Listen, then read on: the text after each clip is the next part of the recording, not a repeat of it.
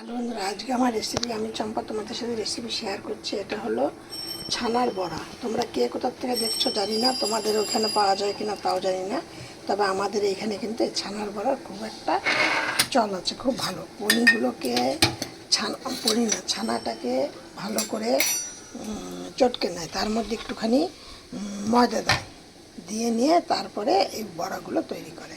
আর এই যে দিচ্ছি কিছুটা একটা মিডিয়াম সাইজের আলু। এবার আমি কড়াইতে দিয়ে দিচ্ছি তেল।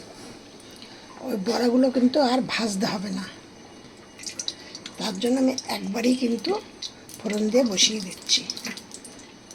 মশলা করতে নিয়েছি, দেখো, জিরে, লঙ্কা আর কিছুটা আদা।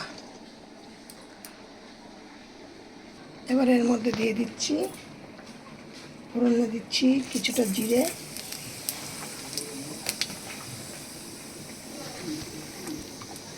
দুটো তেজপাতা আর একটু দারচিনি, দুটো এলাচ। কারণ তরকারিটা আমার খুব একটা বেশি না, অল্প।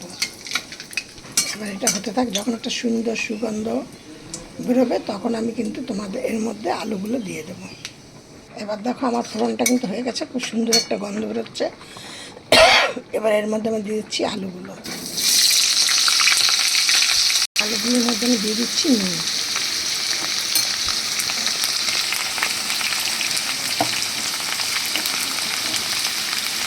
দিয়ে দিচ্ছি হলুদ।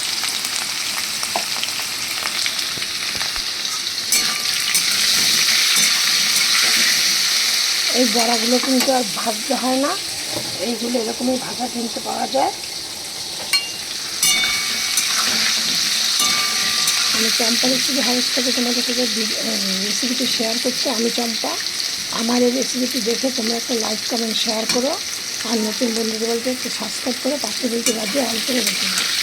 তোমরা একদম এই বড়াটা তোমাদের কার কোথায় বাড়ি, তোমাদের এখানে পাওয়া যায় কিনা তোমরা আমাকে একটু কমেন্টে জানাবে। কারণ আমাদের যে অনেক আত্মীয় আছে, কেউ কলকাতায় আছে, কেউ দুর্গাপুরে আছে, কেউ এখানে আছে, অনেকে বলে যে তোদের এখান থেকে আসার সময় কিছুটা বড়া কিনে নিয়ে আসবে। কেউ 1 কেজি, কেউ 500, এরকম। হয়তো সেখানে ভালো পাওয়া যায় না, বা পাওয়া যায় না, বা যাও পাওয়া যায় এইখানে মতো এত ভালো না। যারা এখানে খায় একবার তারাই ভালো। সেই জন্য আমি তোমাদেরকে বলছি, তোমাদের এখানে এরকম পাওয়া যায় কিনা তোমরা একটু আমাকে কমেন্টে জানিও। এবার আমি এর মধ্যে দিয়ে দিচ্ছি একে একে সব কিছু। দেখো, সবার প্রথমে দিচ্ছি হলুদ,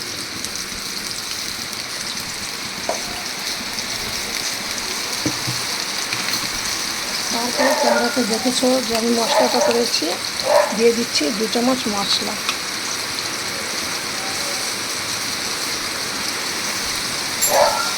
দেখো এই মশলাটার মধ্যে দিয়ে দিচ্ছে অল্প করে একটু জল, তা নাহলে কিন্তু এটা মশলাটা সাঁতলানো যাবে না।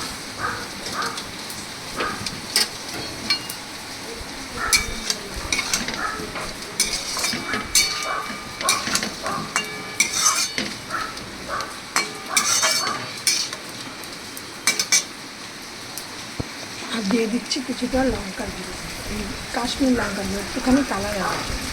আমি তোমাদের সাথে মশলা করার সময় শেয়ার করেছি আমি কাঁচা লঙ্কা দিয়ে রান্না করি, তার জন্য সামান্য পরিমাণে এখানে হাওয়া দিচ্ছে। তো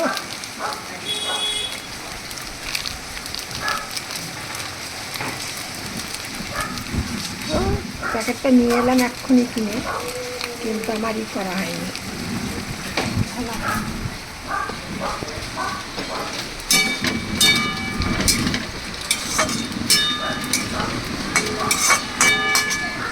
যেহেতু নিরামিষ তরকারি তখন একটুখানি চিনি দিই। এবার এর মধ্যে আমি দিয়ে দিচ্ছি এই টমেটোগুলো।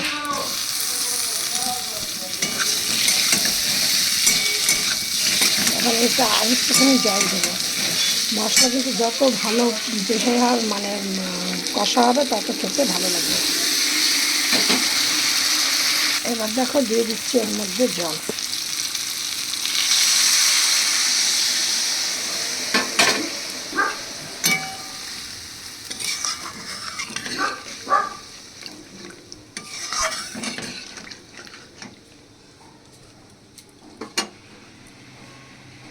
এবার দেখো দিয়ে দিচ্ছি এর মধ্যে কিছুটা বাদাম পেস্ট করা।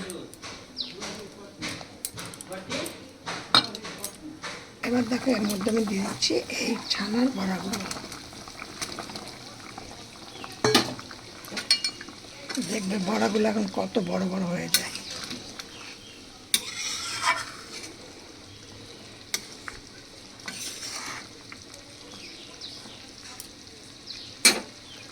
দেখুন আমার রেসিপিটা হয়ে গেছে, আর বড়াগুলো দেখুন কত বড় বড় হয়ে গেছে।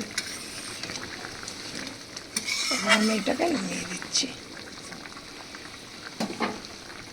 রেসিপিটি হয়ে গেছে, আমি নামিয়ে দিয়েছি।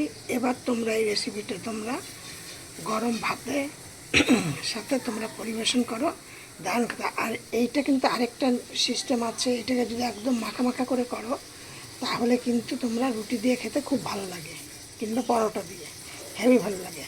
আবার এই বড়াগুলোকে যদি গুঁড়ো গুঁড়ো করে নাও, একটু টুকরো টুকরো করে নিয়ে আবার বেসন দিয়ে বড়া করলেও হেভি সুন্দর খেতে লাগে, তার মধ্যে পেঁয়াজ দিয়ে।